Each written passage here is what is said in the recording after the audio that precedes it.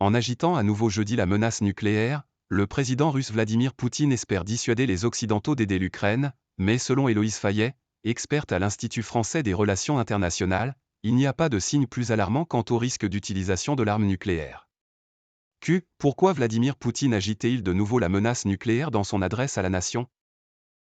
Ce genre de déclaration a une visée de politique intérieure, afin de maintenir l'effort de guerre et les troupes mobilisées.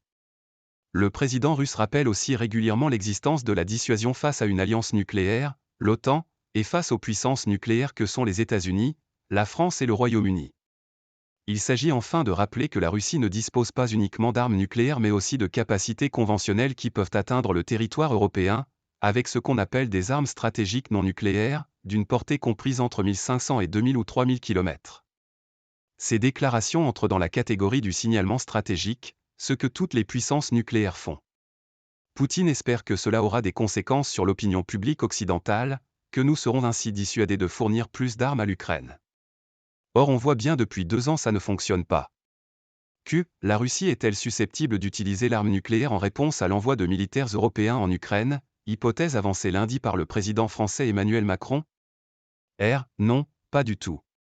La doctrine nucléaire russe identifie 4 cas d'usage et tous concernent l'attaque contre le territoire russe ou l'hypothèse dans laquelle la situation serait tellement dramatique, le risque de perdre la guerre serait tellement important pour la survie de la Russie que le pays pourrait se résoudre à utiliser l'arme nucléaire. Je ne pense pas que l'envoi de militaires occidentaux pour des missions de soutien pour l'artillerie ou la formation soit considéré comme un risque existentiel pour la Russie, qui a vu pire. La Russie ne va pas disparaître si on envoie 100 soldats dans l'ouest de l'Ukraine. Je rappelle enfin que l'arme nucléaire n'a pas été utilisée depuis 1945. Depuis le début de la guerre en Ukraine, a-t-on observé un changement de posture nucléaire de la Russie? Jusqu'à présent la doctrine nucléaire russe rendue publique en 2020 a été respectée. La Russie a toujours les armes nucléaires en tête pour sanctuariser son territoire et rappelle régulièrement qu'en cas d'atteinte au fonctionnement de l'État, elle se réserve le droit de les utiliser, exactement comme la France se réserve le droit d'utiliser des armes nucléaires en cas d'atteinte à ses intérêts vitaux.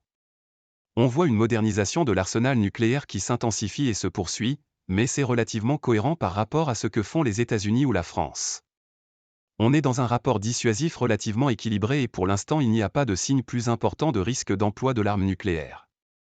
C'est grâce à ces armes nucléaires que la Russie a pu conquérir l'Ukraine. Elle savait que l'Occident n'attaquerait pas directement le territoire russe en raison de la dissuasion nucléaire. De l'autre côté, c'est grâce aux armes nucléaires de l'Occident que le conflit ne s'est pas étendu au-delà de l'Ukraine. Après, une fois que la guerre sera terminée, les capacités conventionnelles de l'armée seront très affaiblies. Quel sera le rôle des armes nucléaires russes dans une Russie post-Ukraine? C'est ce qu'on avait observé à la fin de la guerre froide, la Russie s'est alors reposée un peu plus sur les armes nucléaires mais cela s'est rééquilibré depuis.